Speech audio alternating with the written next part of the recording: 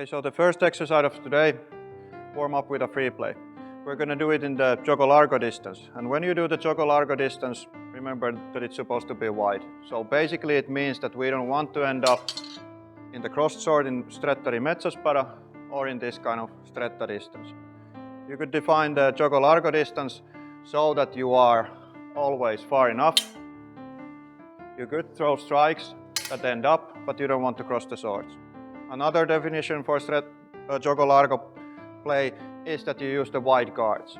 Okay, you make wide, full cuts, and so on. And this is by definition, you have to say further away. Okay, so we're going to take turns. I'm going to go first. We're going to do free play in gioco largo, and my task is to try to engage in Stretta di Mezza Spada, either from two-edge side here or from false edge side. Yep. And when we end up here, we stop, we reset and go again. So we start off by doing wide plays, like so, and then try to find Stretta di Mezza Spada. At this point it's a good idea to stop and check that everything is okay. Now it seems to be okay. We are both behind our blades, they are pointing above our heads, and they are crossed approximately from the middle. Yep, like so. Go. So a few ideas for the gioco largo stuff.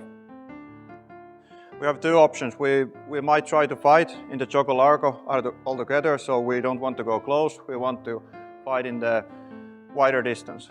But in this case, we want to engage in Stretta di Mezza Spada. So in this case, when we do gioco largo, move around, throw wide cuts, our point is to make our opponent respond so we can create a tempo and find an opening to step into the Stretta di Mezza Spada.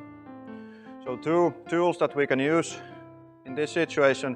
The first is to strike at the hands, because when we are in the wide distance, the distance is good for strikes towards our opponent's hands. Okay? It's not very committed strike, but it should make our opponent to respond. And of course, if Jussi is standing like this and he doesn't respond, I might cut his hand. So it's a good idea for Jussi to try to prevent that. Okay, so I might go strike at the hands, like so, and Jussi of course too. But for example, if I throw a cut to Jussi's hand, he has to respond. This is a good moment to try to engage in Stretta di Mezza Spada. Okay, again, like so, I cut to the hand, Jussi responds. Now it's a good tempo and distance for me to engage in the crossed swords. Another option that you can do when you seek the moment and distance for entering Stretta di Mezza Spada is to throw thrusts and cuts to the legs. Okay, so I can go thrusting, cutting, and now entering into the distance. Whichever combination that you want to use, but with these ideas. So attack the hands, then engage in Stretta di Mezza Spada, or attack the legs from proper distance and then find your moment to enter the Stretta di Mezza Spada. Yes? Go!